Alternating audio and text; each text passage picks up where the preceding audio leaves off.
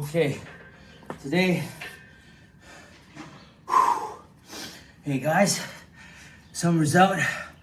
Finally get to work out with my garage door open. Yeah, tickle it in, tickle it in. And a little tip for you guys if you want to put on some muscle really quick. The trick is it's all about protein synthesis. So the more your body holds amino acids in the bloodstream, the more saturated the bloodstream is with enriched amino acids, the BCAAs, the non-essentials as well, to help the BCAAs in breaking down and formulate lean muscle mass, is to have as much protein as you can in your bloodstream at one time, or in the particular muscle you're trying to grow. And so under these circumstances, the main objective here is to try to hit the weak point, or the muscle that you're trying to engage and actually start to put on lean mass, is to try to frequently stimulate that muscle throughout the week. So one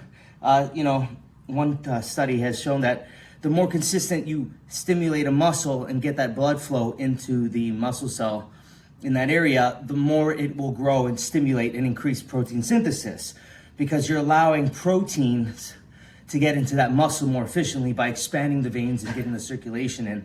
And so for me, what I do is I'll do 10 sets of push-ups and 10 sets of pull-ups every day, along with one major muscle group and a secondary, like, chest and biceps or chest and triceps.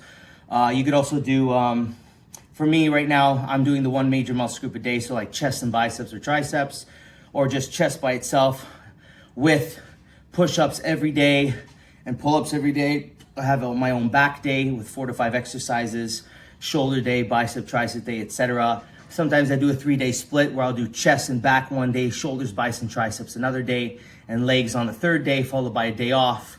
During this time, I try not to take as much time off. Maybe I should, but I find that I'm able to hold more muscle mass the more consistent I'm training. So even if it's a day off, I'm doing stretching or some type of isometric training, something to keep the blood flow going still.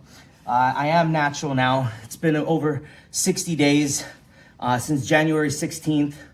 So still trying to train every day. My tendons are fucking, excuse my language, they're really upsetting me now. Can't do heavy stuff as much. A lot of warming up before I start the exercises. The pump isn't as efficient. I am taking creatine monohydrate, L-glutamine. I have a protein shake before my workout, after my workout, to improve the protein synthesis once again. So also another thing you got to understand is, at a certain point, when the body starts to adapt to stimulating that muscle group, let's say twice a week, 3 times a week, bring it back to 1 time a week, because what's going to end up happening is you're going to put more blood flow. Well, it's going to give that chance for fully tendon and muscle hypertrophy for growth. It's going to allow it to fully rest.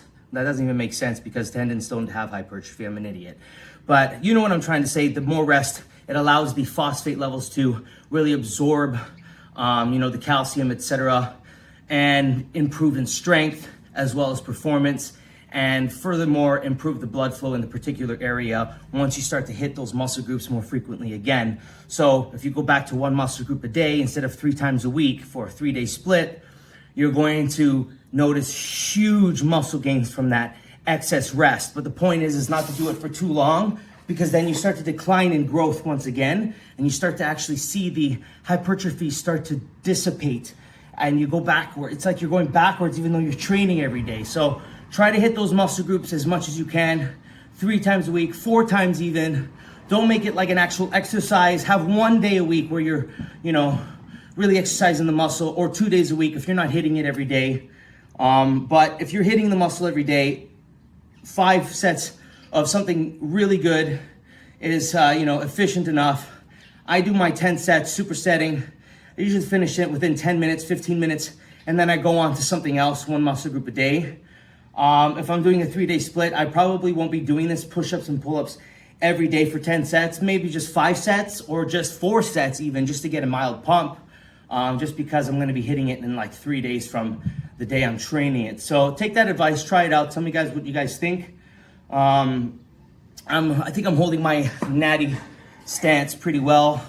I know a lot of people are gonna say, oh, you know, but you took steroids, so, you know, your body is able to hold more muscle mass, and you have that, I forget what it's called, the nuclei or whatever that holds and sustains some type of androgenic receptor response or whatever they're saying, like More Plates, More Dates talks about.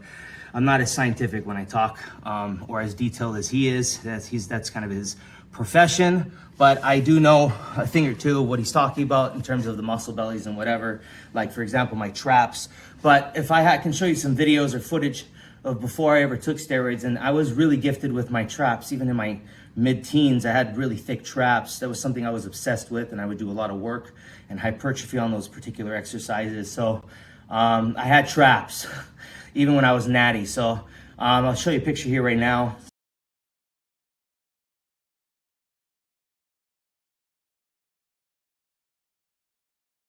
And that's pretty much it. But if you have any questions about anything, leave it in the comment section.